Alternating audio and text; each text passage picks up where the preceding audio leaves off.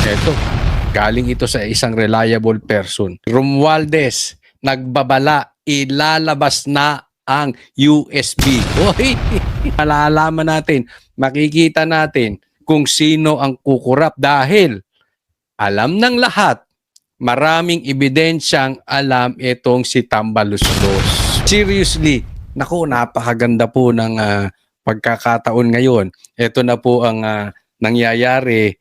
Nakakatuwa po dahil alam naman natin ang mga traidor magtatraiduran. Sino-sino pa ba ang nakikinabang dyan? Tandaan po natin ang mga swapang sa kapangyarihan at pera, may problema talaga sa personalidad yan. Kaya, naku, abangan ninyo. Ha?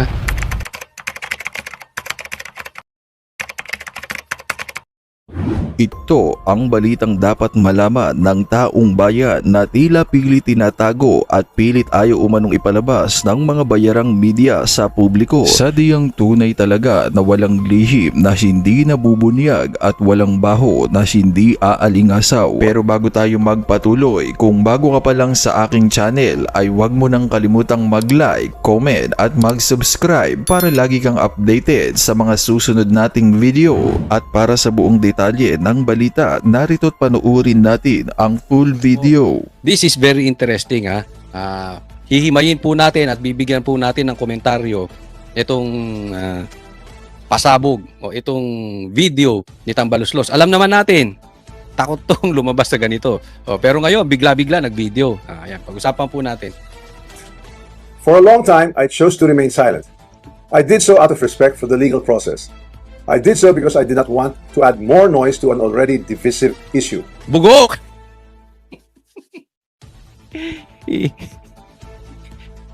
Matagal na panahon na nahimik daw siya. Dati ka ng pipi.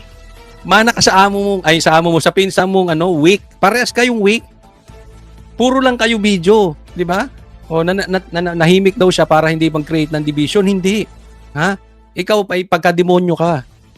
You always create division. Ako yan ang paniwala ko. Pagka sa isang grupo na maayos naman at lagi nagki-create ng division, sa demonyo po yan. Ikaw nag-create ng division eh. Ang ayos-ayos ng unit team. Bagamat hindi ko sinuportahan si Bongbong, ayaw ko kay Bongbong, maayos yung unit team, pumasok-pasok ka. Ikaw ang kauna-unahang gumiba sa unit team, tapos sasabihin mo. Kaya, excuses mo yan. Di ba? Ito yung mama na tahimik, tapos hindi pinaalis. Ngayon, nag-iiyak. Iyakin pala to, hindi lang pinaalis. Siguro ito nung bata, pagka gustong maglakwatsa at hindi pinayagan ng magulang, naglulupasay. Payagan mo na yan, Bongbong Marcos! I did so because I believe that if I cooperated fully, submitted myself to the proper authorities, and answered every question asked of me, the truth would eventually speak for itself. Pero namayat ka, anong diet mo? Stress ka? Mangangayayat ka sa kulungan. Tandaan nyo, it's ticking. Tick-tock, tick-tock, tick-tock. Ano bakit?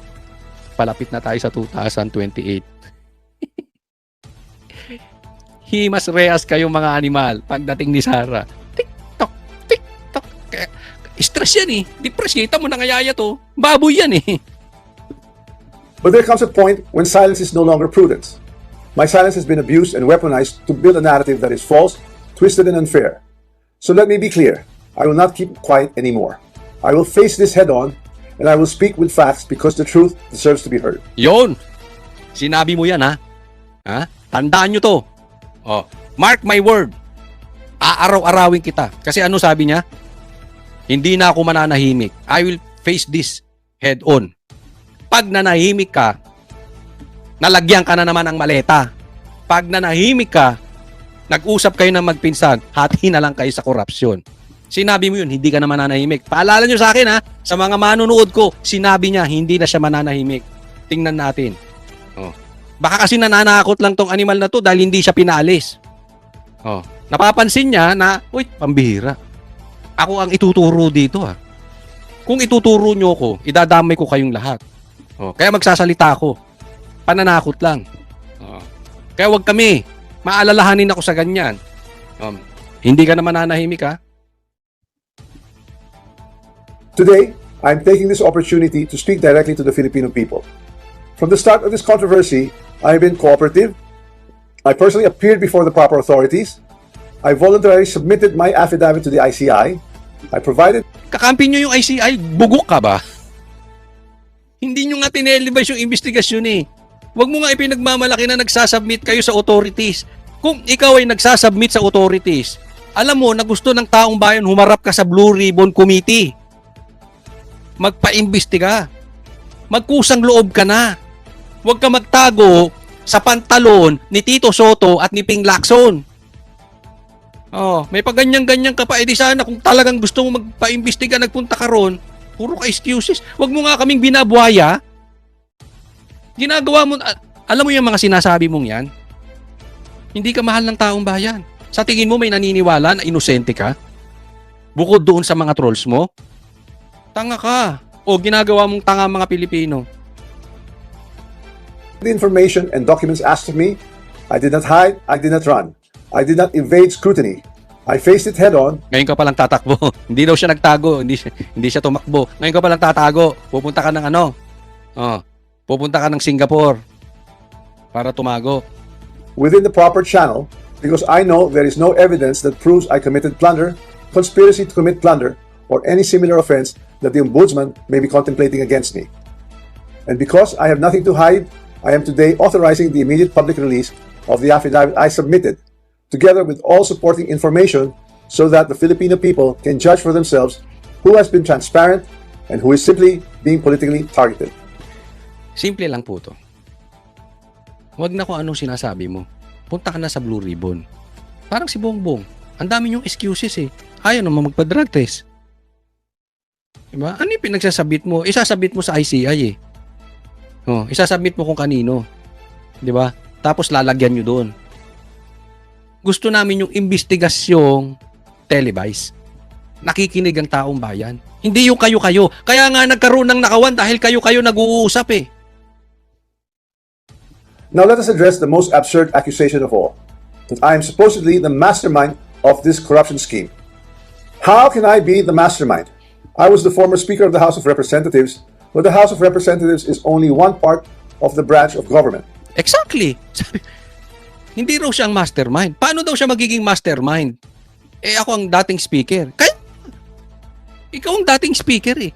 Kayo nagminipula ng pera. Sa inyo dumadaan yung pera.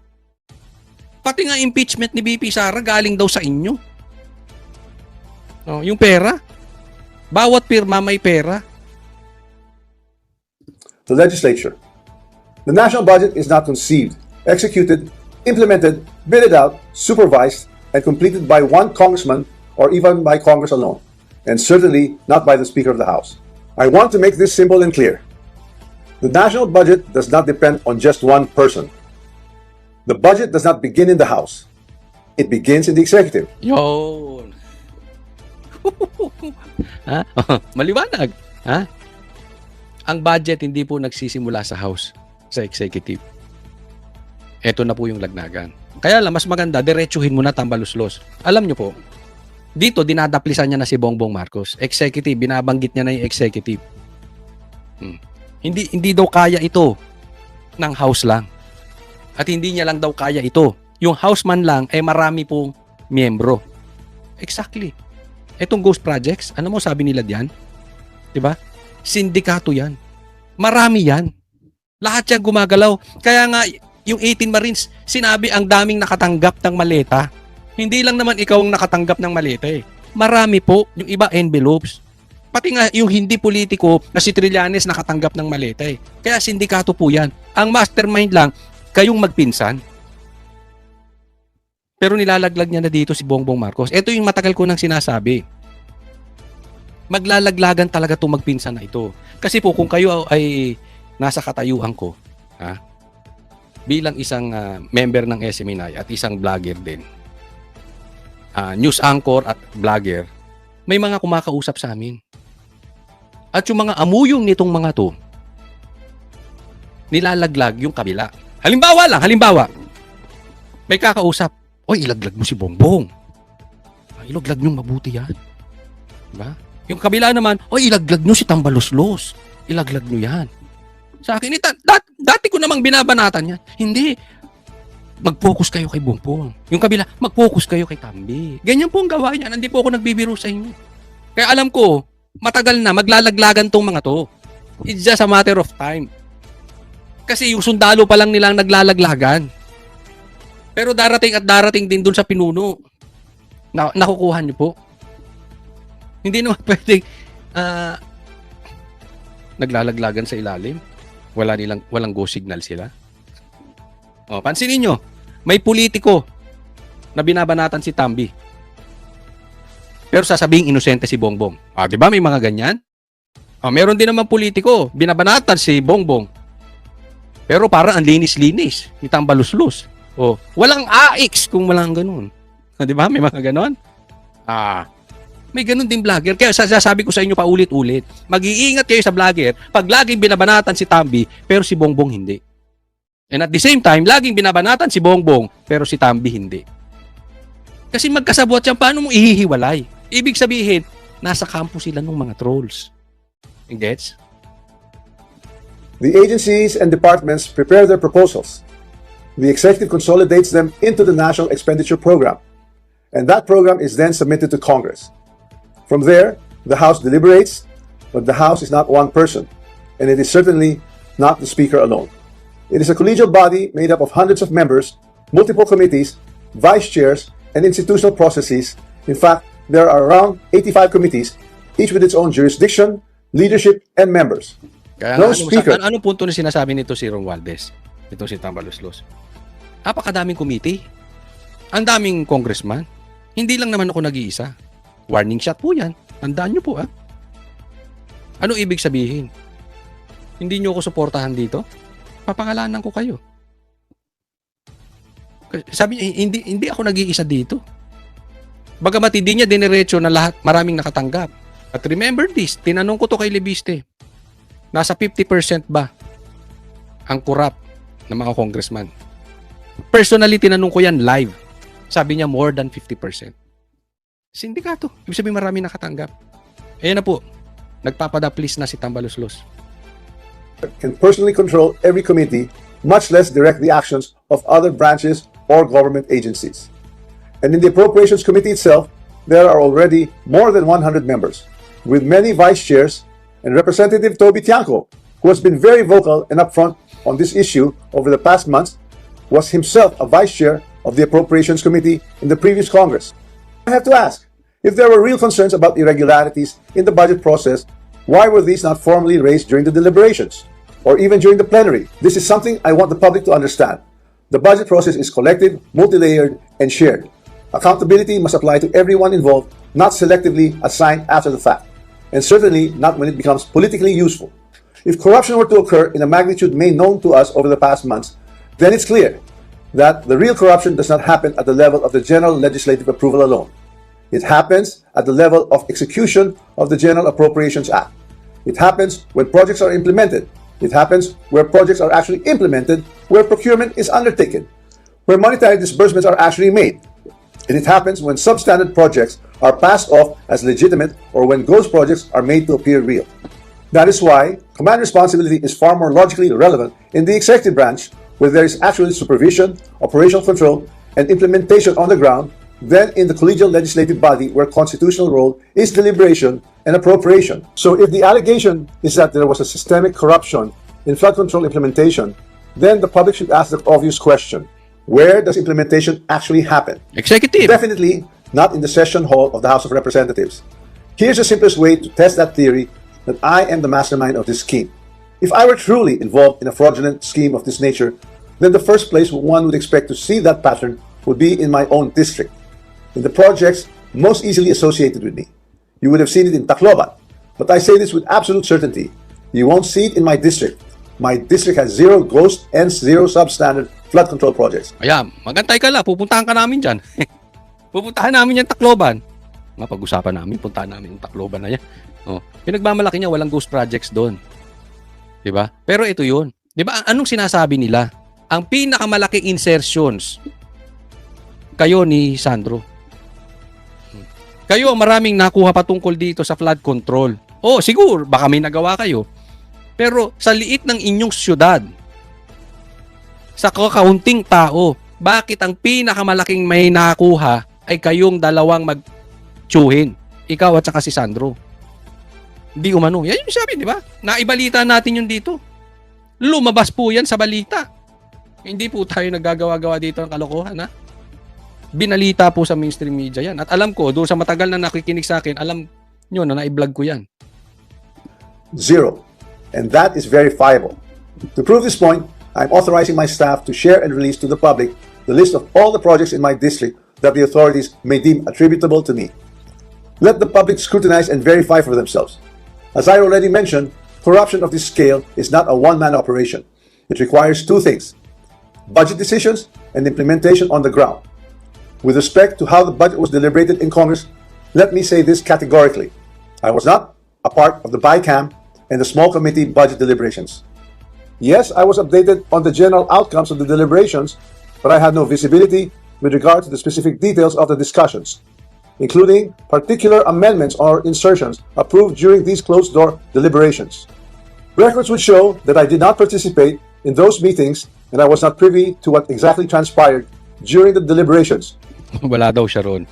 So, hindi niya raw sakop yun. Walang maniniwala dyan. Kasi nga kahit nga itong bago nyong speaker, kahit hindi ka ang speaker, handle mo pa rin yung Congress.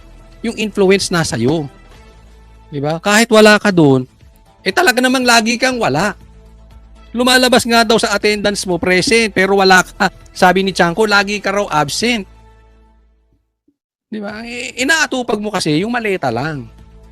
Ang pinagmamalaki niya, yun nga, hindi ako kasali dyan sa mga yan. Hindi. Kahit physically hindi ka kasali, you control it. However, two people were instrumental in making those budget decisions. Ito na, may babanatan siya. Dalawang tao. Chis Escudero and Zaldico. And once the budget becomes law, the work of implementing flood control projects, or any project for that matter, is solely within the purview of the executive, including the DPWH, certainly not by legislators. Yun. So sabi niya, si Tambaloslos, ay si Chis Escudero, si Zaldico, at saka Executive Department. Pero ito nakakapagtaka. Noong pauuwiin na, susunduin na nga dun eh. Di umano. Di natin alam kung totoo nga bang nahuli si Zaldico o hindi. Okay? Hindi na natin sakop yan. Kasi may nagsasabi, hindi naman talaga nahuli si Zaldico. Meron naman nagsasabi, talagang nahuli yan. Kaya nga susunduin. So bigla naman ang pag-alis nitong si Tambaloslos. Napunan nyo? Biglaan eh. Hindi to umaalis. Walang planong umalis. Ngayon bigla-bigla nga alis kasi pauuwi na si Zaldico. At syempre pag si Zaldico umuwi dito, hahawakan niya ni Bongbong Marcos. Ituturo to. Pag nahawakan ni Bongbong Marcos, pag nahawakan ng Executive Department si Zaldico, delikado po. Posibleng takutin. We really don't know kung ano mangyayari. Pero there is a big chance na ang malalagay sa alanganin si Tambaloslos. So anong gagawin? Punta na sa ibang bansa. Posibleng hindi umuwi. Baka nga hindi na ito umuwi. Hindi po ako nagsabi yan, si Boying mismo. Kaya hindi niya pinaalis. At ako'y naniniwala, posibleng tumatakas na to. Kaya ngayon, hindi siya pinaalis, nag-iiyak, nagtututuro kung sino. Ngayon, itinuturo niya si Chis Escudero, si Zaldico, at saka si ang presidente. Tapos siya inosente. Ang gago, no? Paano makakagalaw ang isang Zaldico? Party list. Sino ba yan si Zaldico? Ang daming ninakaw? Walang approval? Hindi mo alam? Magtiyuhin kayo dyan sa Congress? Ano ka, inutil? Ano ka, baldado? Ano ka, tanga? Ano ka, gago? Ako hindi ako naniniwala na inutil ka. Kasi ang isang tao na katulad mo na ambisyoso, greedy sa kapangyarihan, greedy sa pera, hindi ka inutil. Alam mo yung ginagawa ni Zaldico at meron ka ring parte. Kaya nga ginulo mo, di ba, ang unit team? Kasi may ambisyon ka. Kaya nga pinasok mo yung PI na yan. Dahil gusto mong palitan. Di umano ang batas para ikaw ang uupong Prime Minister. Sinabi po nila Pangulong Duterte yan. Hinarang nila yan eh. Di ba? Hinarang yan nila Atty. Vic, yung PI mo. Kasi nga ambisyoso ka. Tapos bigla kang naging tanga, nainsahan ka ni Saldico. Tapos ituturo mo si Cheese. Ako hindi naniniwala na etong si Cheese, talagang kasama, isa sa mga mastermind. Ito ginagawa niya mastermind eh. Nagtuturo na lang siya. Alam niyo kung bakit? Si Cheese ang unang may lakas ng loob na binuksan ang usapin sa Senate ng pangalan ni Tambaluslos. Anong sabi niya? Nag-privilege speech siya doon. The name that cannot be mentioned. Si Tambaluslos. Siya ang may hawak talaga niyang mga insertions na yan. Sa madaling salita, yung nakawan dyan, yung maleta dyan, si Tambaluslos yan. Si Cheese ang unang nagbukas. Kaya galit kay Cheese to eh. Galit din siya kay Cheese. Kasi hindi pina-impeach si Sara. Ang sabi forthwith, hindi pinayagan ni Cheese. Kaya galit na galit to si Tambaluslos. Alam naman nating lahat yan. Kaya last year, di ba, hindi pumasa sa impeachment, ni hindi nga nasimula ng impeachment sa Senado. Dahil ang sabi, hindi hinayaan ni Cheese. Kaya galit tong mama na ito. Naintindihan nyo na? Pinangalanan pa ako ni Cheese, hinarang pa niya yung impeachment na ginastusan ko bawat pirma. Yung impeachment kung saan kanino ako galit. So kaya to nagtuturo. Si Saldico, sino bang itinuturo? Di ba si Tambaluslos? At saka si Marcos? Hindi naman nabanggit si Cheese eh. Hindi po sa kinakampihan natin si Cheese. Hindi ko alam kung nakatanggap siya or hindi. But definitely, hindi siya mastermind. At pinag-iinitan. Tandaan ninyo, hindi lahat ng tinuturo may kasalanan. Si Sara, sino bang nakasala ngayon sa impeachment? Si PRRD, nakakulong. Si Pastor Kibuloy, nakakulong. Kayo, laya kayo. Kaya nga itong mga to, dinadivert. Sino bang itinuro? Ano bang sinabi ni Sara? Dalawa lang ang may hawak ng budget ng Pilipinas. Sumushoot, di ba, sa pangyayari? Sumushoot. Sino may hawak ng budget ng Pilipinas? Si Saldico at saka si Tambaluslos. Kaya nung nagsalita si Saldico, may credibility. Bakit? Isa siya doon sa nagmamanipula ng pera. At alam niya kung kanino niya binibigay yung pera. Di ba nagko-connect lahat? Hindi naman yan kinuha lang sa hangin eh. Hindi naman yan basta nagturo. Kumukonek lahat. I understand the anger of the public. The Filipino people have every right to be angry because stolen public funds are taxes derived from hard-earned money. I'm not asking the public to look away. I'm asking everyone to look where the evidence points, not where it is politically convenient or politically motivated. Ikaw nga tinuturo ng ebidensya. Sasabi niya, hindi ko sinasabing talikuran niyo yung flood control scandal. Pero tingnan niyo yung ebidensya, hindi yung politika. Ikaw nga tinuturo. Ikaw at saka si Bongbong Marcos ang tinuturo ng ebidensya. Ang na lang hindi maniniwala doon. Kasi kung ikaw, hindi ka guilty at tinuturo ka na ng ebidensya, halimbawa ako hindi ako guilty. Ako'y congressman. At sinasabihan na nabigyan ako ng maleta, pupunta akong Blue Ribbon. Lilinisin ko yung pangalan ko doon live eh. So I ask the Ombudsman and the public these questions. Who has been named in sworn testimonies and affidavits? Ikaw tsaka si Bongbong Marcos, kayo napangalanan. Tatanong mo pa. Whose name actually appeared in credible accounts made under oath? If there are sworn accounts pointing to other personalities across the chain, whether in budget deliberations or in implementation, then those leads must be pursued with the same seriousness and the same urgency. Accountability cannot be selective. For months, I chose silence because I believe in our legal system and in the rule of law. But my silence is now being exploited with politically engineered and fabricated narratives. What's even more disturbing, and this is something that cannot be ignored, is that there are emerging indications that certain sectors are attempting to weaponize individuals, including Zaldico, to construct a narrative that serves their own interests. So when the legal processes is being used against me as a political demolition job, then I will have no choice but to defend myself. And I will defend myself fully.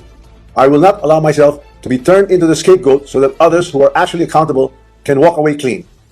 If this is a political play to push me out and close the story, tarnishing my name and my reputation, then I'm telling everyone now, I will not go quietly and I will not go alone. I will not be the fall guy for other people's corruption.